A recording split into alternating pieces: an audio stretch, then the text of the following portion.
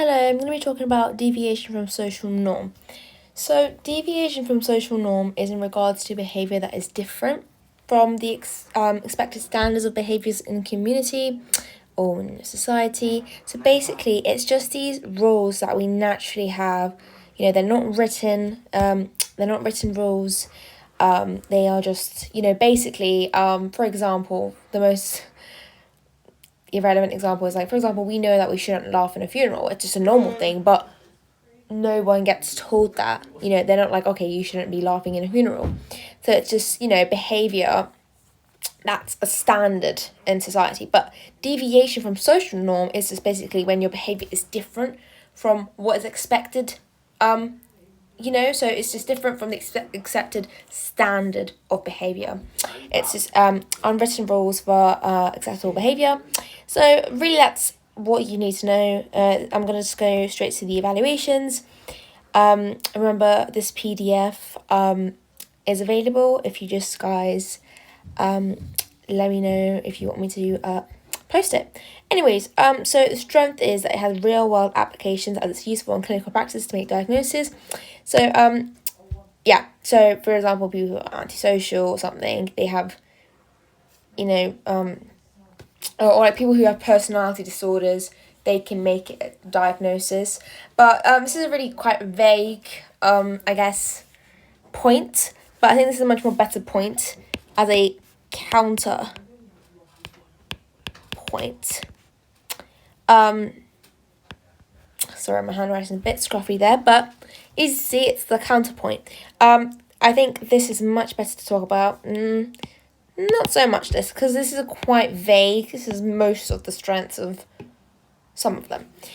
So another strength of it is that it's able to distinguish between desirable and undesirable behaviour, which makes it much more effective than statistical infrequency, as it fails to make the distinctions clear enough to define abnormality.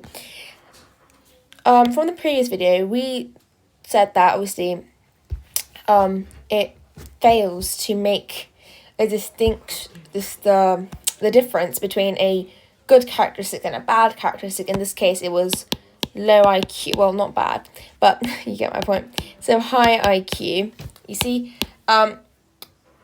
so desirable characteristics, maybe undesirable characteristic. The definition fails to actually make this really big difference, whereas deviation from social norm actually makes it quite clear what is not accepted, and so it's able to distinguish between desirable and undesirable behaviour. So it's really quite obvious what's normal and what's not normal, where statistical infrequency is not clear enough. So the limitation, I think this is like one of the key points. I think it's one of the best points actually, is that it has culture issues. Different cultures have different standards, and so this means that something that may seem abnormal in one country may be seen normal in the other. This is actually a actual evidence that I found. I'm pretty sure it was like Harvard Psychology. One of these PDFs I found and actually looked through. This is a real life thing, and also in the AQA psychology textbook they talk about Africa as well, which is also correct as well. But I've just used the Indian one because I actually looked for that research instead of just using the textbook. Anyways, so what may seem abnormal in one culture may be seen normal in another. For example, the Indian culture of hearing voices is said to believe for them to be hearing voices from their ancestors. So they believe that they are sending messages, and it's not threatening, it's actually quite normal in some sense of way. Whereas in the UK, for example, here, we don't really, that's not really a normal thing for us. And actually we may see as a sign of abnormality and actually would label those as schizophrenic because you're just talking to yourself, when really in other cultures it's completely normal. For example, Africa as well, it's just your dead ancestors, talking to you, catching up with you in some sort of way. But really it's the sense that it's not normal here, but it's normal there. So we can't really generalize that definition to everywhere, if that makes sense. So it shows the difficulty to judge deviation from social norms across different cultures. We really can't generalize what applies to one country to be applied to another, as it's not all true. And like I said, there's talking to yourself, hearing voices. It's normal in one country, but it's completely abnormal and schizophrenic in another country, for example, the UK. So it's difficult to judge the deviation from social norms, if that makes sense. This is the other one, sorry. So historical issues, for example, homosexuality, back then was abnormal. First of all, it just was not a normal thing at all back then. People saw it as socially deviant. Some were even put to death. So it was quite severe back then.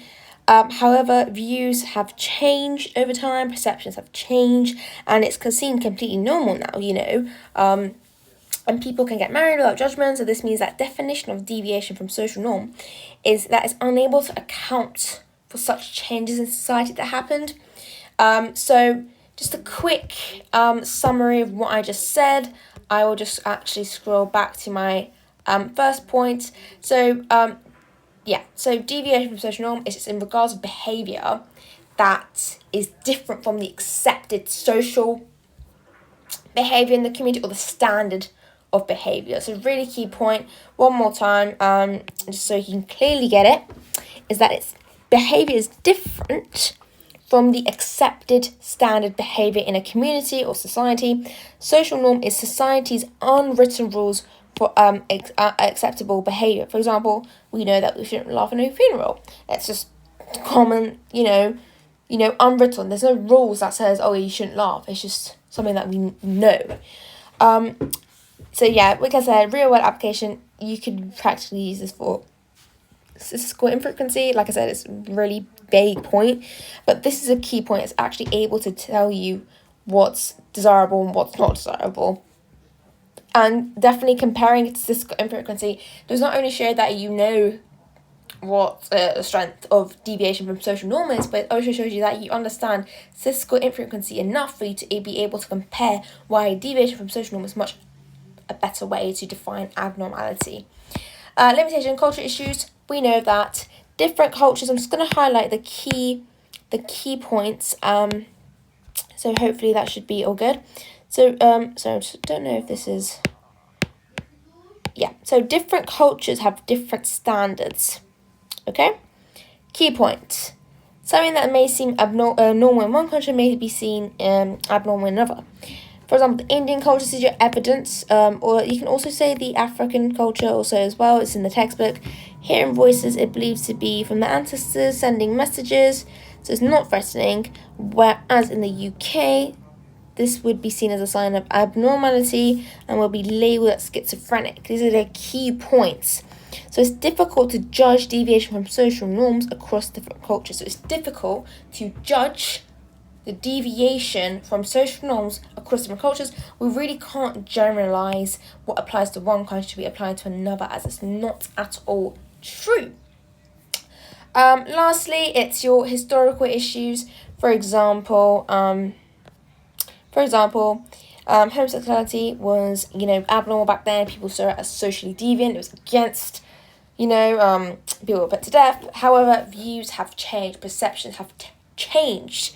That the definition of this, the definition of deviation from social norm does not account for that change in society. But yeah, that's pretty much it for this video. I'm going to be doing failure to function adequately next. Thank you.